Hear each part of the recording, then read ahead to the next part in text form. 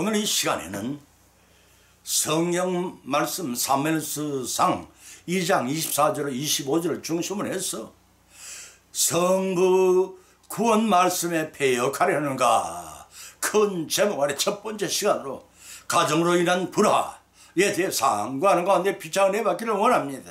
성경 말씀은 교훈이나 목사의 설교를 듣는 것처럼 실행해도 좋고 안 해도 좋은 취사 선택의 말씀이 아니라 우리의 구원과 멸망에 직결된 하나님의 말씀입니다. 독생하신 성자 하나님은 사람이 몸을 입혀 아끼운 세상에 보내신 것도 그런 차원에서 느끼게 합니다. 사자성어에 가와 만사성이라는 말이 있습니다.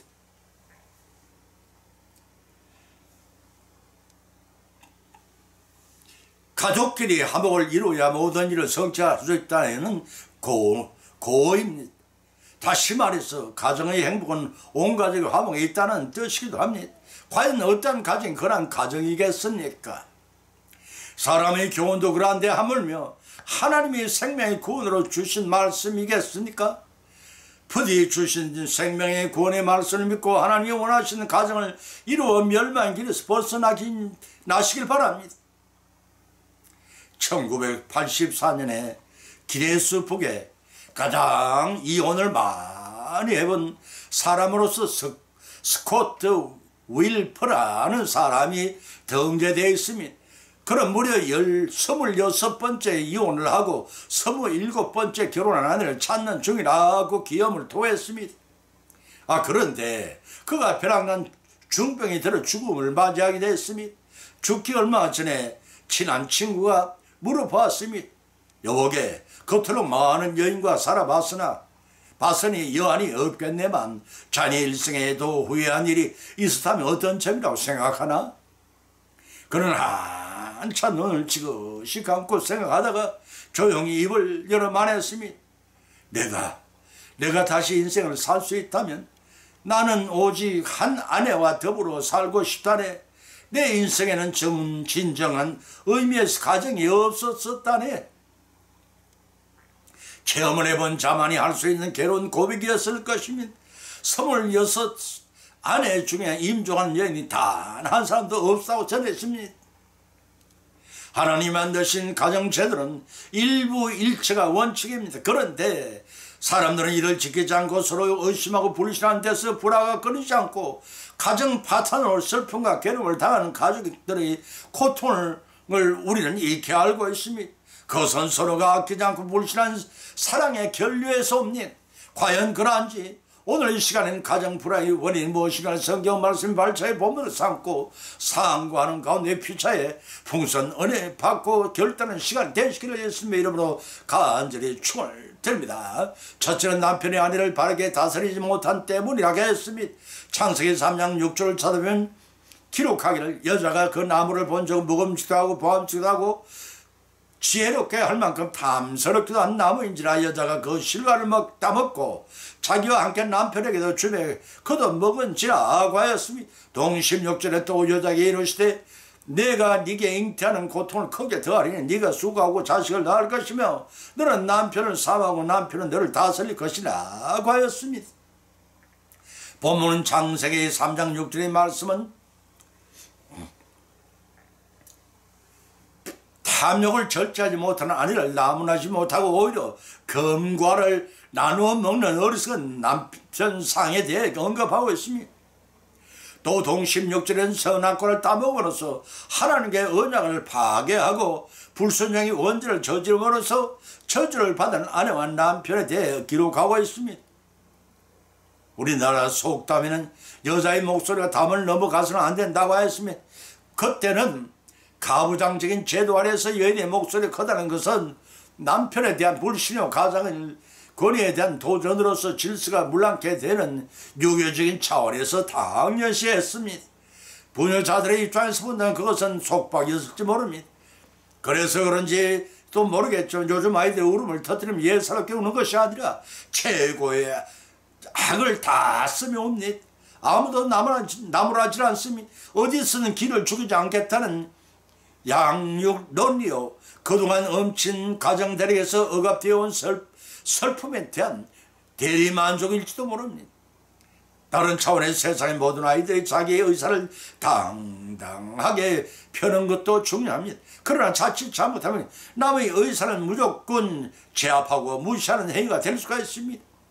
예를 들어 찬양사가 나설 때 목소리가 큰 사람이 이기는 것과 같이 강한 자만이 살아남는 양육강식의 사회로 만드는 첩경이 됩니다. 그 윤리대로라면 기가 센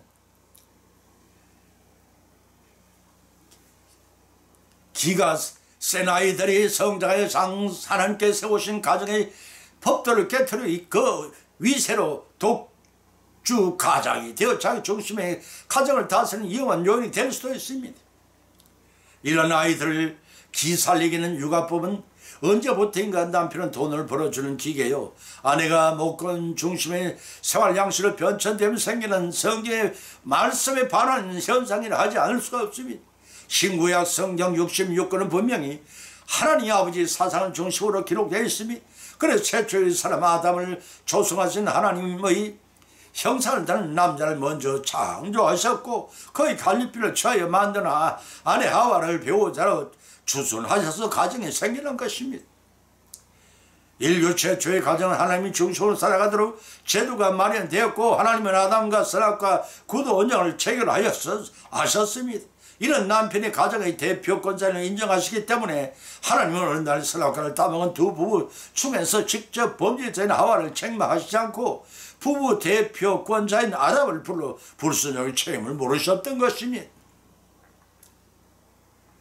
여자의 권익을 무시하거나 여권신앙을 반대하지 않는 뜻은 결코 아닙니다. 그러나 하나님을 바로 섬기는 기독교도의 가정이라면 가정의 위계 질서는 하나님이 정하신 뜻대로 가부장 중심이 되어야 그 가정은 화평을 이룬다는 뜻입니다.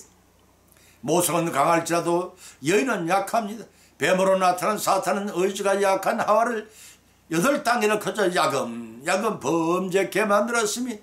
첫째는 창세기 3장 1절을 통해 뱀이 여자에게 접근을 하였고, 두 번째는 창세기 3장 2절을 통해 여자는 기다렸다는 듯이 뱀의 유혹에 반응하였으며, 세 번째는 창세기 3장 3절을 통해 여자가 하나님 말씀을 왜곡하였고, 네 번째는 창세기 3장 4절을 뱀이 여자에게 거짓말하였으며, 다섯 번 창세기 3장 5절을 통해 여자가 반응을 보이자 노골적으로 뱀은 유혹을 하였고, 여섯 번째는 창세기 3장 6절을 통해 여자가 먹음직한 선악과를 보고 미혹되었으며, 일곱 번째는 창세기 3장 6절을 통해 여자가 열매를 따 먹었고, 여덟 번째는 창세기 3장 6절을 통해 여자가 남편의 선악을 먹여 같이 타락시켰습니다. 하나님께서 아내 하와를 바르게 다스리지 못함으로써 선악과 범죄로 불순종이 공범이 된 아담 부부에게 5가지 심판이 내려졌습니다.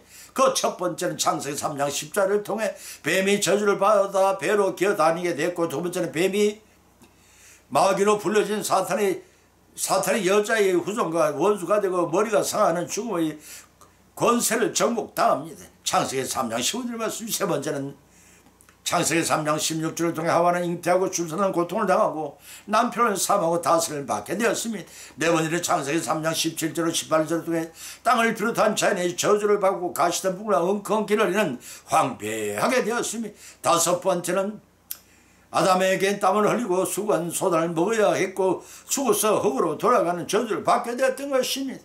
이 얼마나 엄청난 비극의 결과입니까? 그 비극은 하나님이 세워주신 창조섭리의 질서를 감히 파괴한 때문이었습니다. 그럼에도 그들은 긍휼히 여기신 성부 하나님께서 독생 성자를 이 땅에 보내주셔서 인류를 구원하시는 구속사역의 은혜와 사랑을 보여주셨습니다.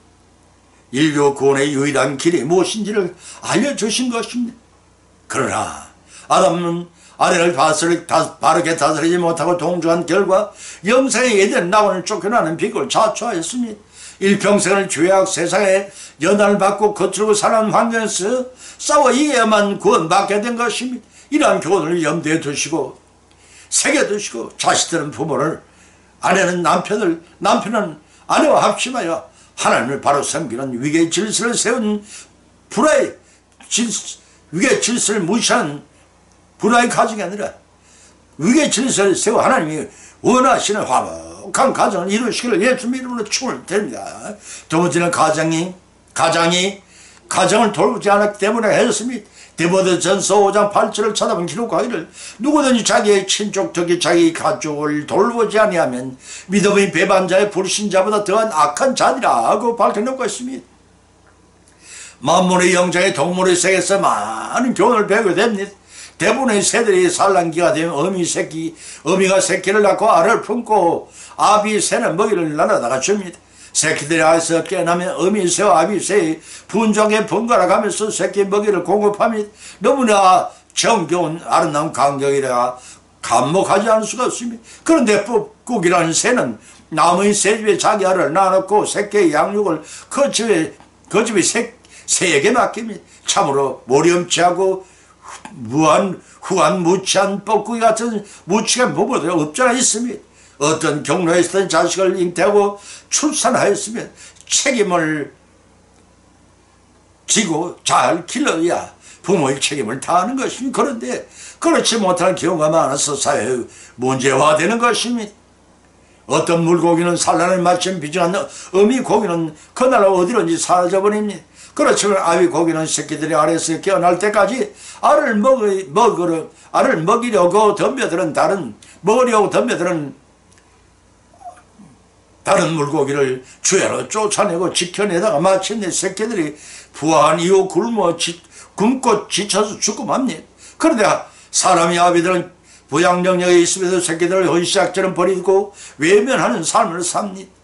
이런 유의 사람이라면 암개에게 새끼를 배기하는 것으로 자기 책임을 다한 그냥 떠나버리는 몰인정한 숙회보다 더 나을 것이 없는 망종이 날 것입니다.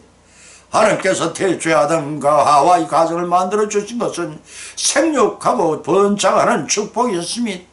그런데 가부장 중심의 대가족주의 가정의 사회가 산업화됨에 따라서 획분열되고 재구성되는 시대로 변화되었습니다. 문화생활의 질은 향상되었지만 노동력이 없는 부모를 천대하고 심지어는 외국 휴양지나 요양원이나 요즘 같은 병원이다.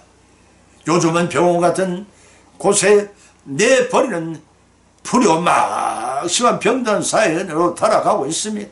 너희들은 늙지 않을 줄 아느냐? 너희도 늙어봐라 하지만 그때는 그때고 지금은 지금이다 라고 하시겠습니까? 아니면은 너나 자라세요라고 비웃으실 것입니까? 시편 94편 9절에 밝히 기록하여 이렇게를 귀를 지으신 자가 듣지 아니하시랴 눈을 만드신 자가 보지 아니하시랴고 하셨습니다. 하나님은 여러분의 은행, 심사, 일거일동을 다 듣고 보고 계십니다. 하나님은 각 사람이 심고 뿌린 대로 거두게 하신다는 사실을 여러분은 명심해야 합니다. 마지못해 연완 어머니를 모시고 사는 어느 젊은 부부가 있었습니다. 그런데 그 어머니는 중풍기마저 있어서 식사를 할 때마다 음식을 번번이 흘리곤 했습니다.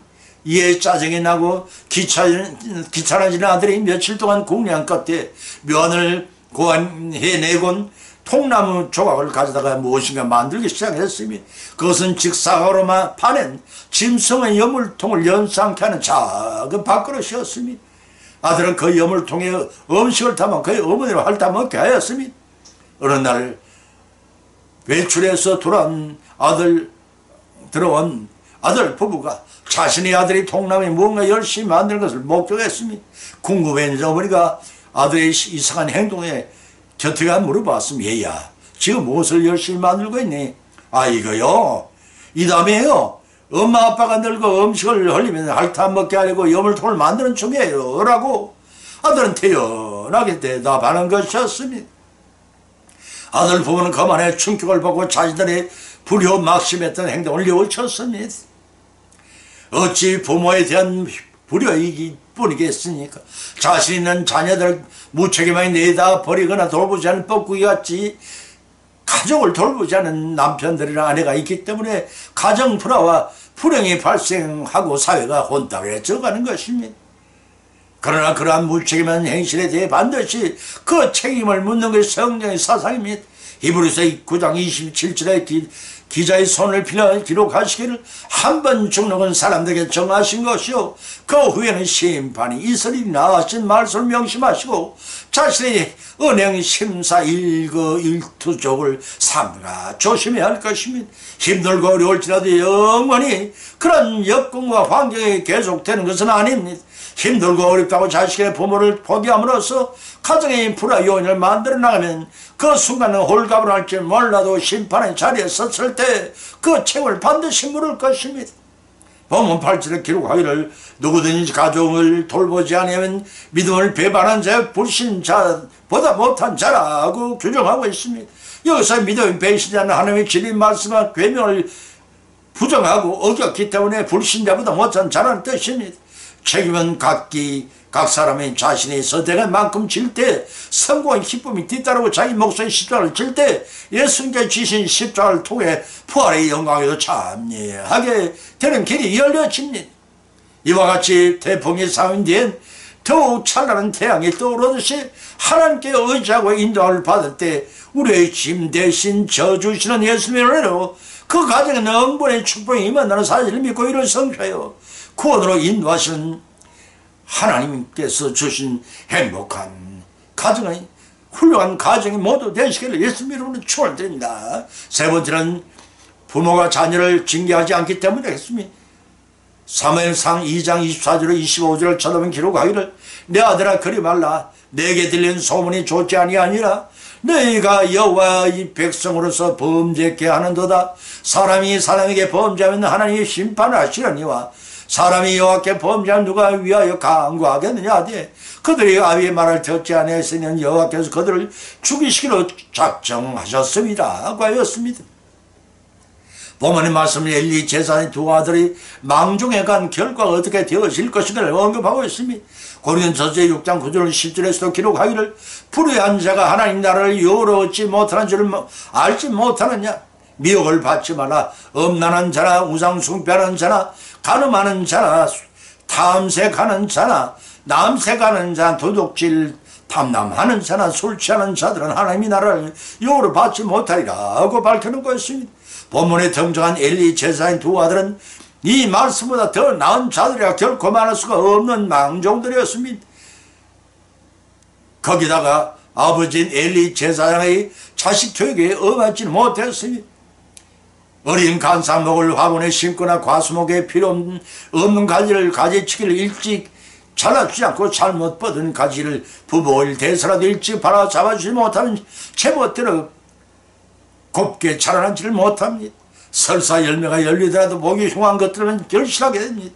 이런 방치한 까닭입니다. 우리의 자녀들도 그러합니다. 잘못 자란 이후에라도 더 늦지 않게 잘못을 지적하고 고쳐줘야 사람 구실을 하게 됩니다. 그리고 하나님이 구원을 받게 됩니다. 그냥 눈을 감은 전에 심각한 문제를 자식으로 성장시키면 합니다. 엘리 제사장의 두 아들은 바로 그러한 문제 아들이었습니다. 엘리 제사장은 자신은 공의롭게 살려고 노력을 했습니다. 그러나 자녀 교육에 실패함으로써 가문 전체에 파멸을 초래하고 말았습니다. 그는 하나님보다 자식을 더 소중히 여겼고 그 아들들이 제사장직을 경홀히 여기며 저주를 자청하되 이를 강하게 검하지 못했던 무기력한 아버지이기도 했습니다. 사무엘상 2장 22절 29절 3장 14절 말씀입니다. 여러분도 행여 자녀를 기워하기에만 급급하여 참된 신앙교육을 소홀히 하고 있지 않는지요? 나쁜 행실에 대해서는 적절한 책망과 훈계를 확실하게 제시하고 제재를 가해야 합니다. 그런데 이제 늦었다고 책임하고 한숨만 짓고 계시면 안 됩니다. 지금이라도 하나님께 간절히 기도드림으로써 구원받게 해야 합니다. 엘리 제사장의 아들 농사의 실패는 자기 가문의 파멸일 뿐 아니라 대적 블레셋까지 싸움에서 패배함으로써 언약 괴를 빼앗기는 민족적 비극까지도 사야기했던 것입니다. 사무엘상 4장 12절 12절 참조하시기 바랍니다. 우리라고 예외이겠습니까? 이를 통해 우리는 주님 안에서 올바른 가정교육의 중요성을 다시 한번 깨닫게 됩니다. 우리의 가정은 우리 자신들이 만든 것이 아니라 하나님께 주신 인간 삶의 기본 공동체입니다. 때문에 성도들은 어긋난 길로 가지 않도록 온 가지가 하나님께 헌신하며 그 은혜 아래 거하고 빛과 소금의 로서의 사명을 감당할 수 있도록 항상 기도해야 합니다. 여기서 중요한 사실은 엘리는 나이가 들면서 점점 눈이 어두워져 왔습니다. 그러나 그보다는 그에게 더욱 불행한 것은 육적인 눈뿐만 아니라 영적인 눈도 어두워졌다는 점입니다. 사무엘 3장 12절로 1절로 2절의 말씀입니다. 그의 자녀 교육은 실패는 결국 그러한 영적 무능 때문이라 볼 수가 있습니다. 그로 인해서 백성들의 존경심도 잃어만 갔습니다. 이처럼 우리도 세월이 흘러가고 연한이 쌓이면 오히려 영적으로 나태해지고 무능해지고 있지 않은지 돌이켜봐야 할 것입니다. 본문의 말씀이 우리에게 교훈하기는 사람이 사람에게 범죄하면 하나님이 판결하시려니와 사람이 여호와께 범죄한 누구를 위하여 간과하겠냐라고 하였습니다. 사람에 대한 범죄는 회개하는 하나님께 용서해 줄 수 있지만 하나님께 범죄한 용서받을 게 전혀 없다는 말씀입니다. 엘리 제사장 두 아들의 죄가 바로 그러했습니다. 본문 3장 10절에 선언하시기를 내가 그 집을 영영토록 심판하겠다고 그에게 이런 것은 그의 아는 죄악을 인함이니 그가 자기의 아들들을 저주를 자청하되 금하지 아니하였음이라고 밝혀놓고 있습니다. 자초한 가정 비거의 원인이 누구에게 있는지를 우리 자신들을 한번 좀 돌이켜보시기 바랍니다. 과연 우리 가정은 하나님이 원하시는 바른 가정인가? 우리 부모들은 엘리 제사장 가족처럼 망조의 두 아들로 잘못 양육함으로 가정에 파탄나고 나라가 망하는 보문을 거울 삼아 하나님의 축복을 받은 그런 자녀를 양육하여 하나님께 칭찬받고 상고를 받고 영광을 돌리시는 우리 모두의 하나님이 원하시는 가정이 일어나시려 예수님의 이름으로 축원을 드립니다. 결론을 맺습니다. 오늘의 본 말씀 상고하는 가운데 각자 믿음으로 은혜를 받고 또한 세 가지 교훈을 받은 자입니다. 그 첫 번째는 세계 최초의 가정의 불화 요인은 남편 아담이 아내를 바르게 다스리지 못한 때문이었으며 오히려 선악과 범죄를 동조했기 때문에 하나님께로부터 버림을 받았습니다. 두 번째는 가정 불화의 요인은 가장이 가족을 돌보지 않았기 때문이었습니다. 세 번째는 가정 불화의 요인은 부모가 자녀를 징계하지 않았기 때문입니다. 하나님의 진노가 임하기 전에 통회함으로써 죄를 탕감받아 살 길을 찾아야 합니다. 이러한 교훈의 말씀을 받은 것으로 거치지 마십시다. 받은 말씀은 우리의 실상하고 내 실상을 적용케 하시는 성령님의 역사하심에 힘며 믿음이 성숙되고 예비하신 영생을 받고 구원받는 그러한 하나님이 축복하신 가정을 성체 누리시기를 예수님의 이름으로 간절히 축원을 드립니다. 찬송가 365장을 올리겠습니다.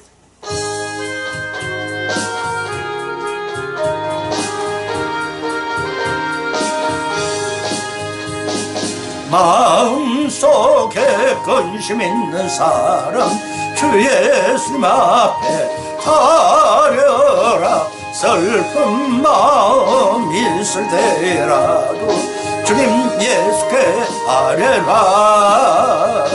주님 예수님 앞에 가려라. 주님 우리의 친구네 무엇이나 근심하지 말고 주님 예수께 아뢰라.